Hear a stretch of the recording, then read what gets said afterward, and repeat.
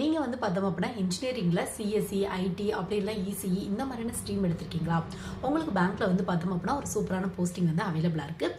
என்ன போஸ்டிங் அப்படின்னு பார்த்தோம் அப்படின்னா, அதாவது ஐடி ஆஃபீஸர் அப்படிங்கிற ஒரு வேகன்சி வருது. இந்த வேகன்சி எங்கே இருக்கும் அப்படின்னு பார்த்தோம் அப்படின்னா, ஐபிபிஎஸ்ல எஸ்ஓக்கு கீழே ID officer, agriculture field officer, HR officer, marketing officer இந்த மாதிரி நிறைய வேகன்சி இருக்கும். ஸோ நீங்கள் இசிஇ ட்ரிபிள்இ அப்படி இல்லைனா இசிஇ சிஎஸ்சி ஐடி அப்படி இல்லைனா இஎன்ஐ இந்த மாதிரியான கோர்ஸ்லாம் எடுத்திருக்கீங்க அப்படின்னா, இல்லை நீங்கள் எம்எஸ்சி கம்ப்யூட்டர் ரெலவெண்ட்டா இல்லை நீங்கள் வந்து பார்த்தோம் அப்படின்னா எலக்ட்ரானிக்ஸ் ரெலவெண்ட்டான ஒரு பிஜி கோர்ஸ் இந்த மாதிரிலாம் கம்ப்ளீட் பண்ணியிருக்கீங்க அப்படின்னா, எந்தவித ஒர்க் எக்ஸ்பீரியன்ஸுமே இல்லாமல் இந்த மாதிரியான போஸ்டிங்லாம் ட்ரை பண்ணி பார்க்கலாம்.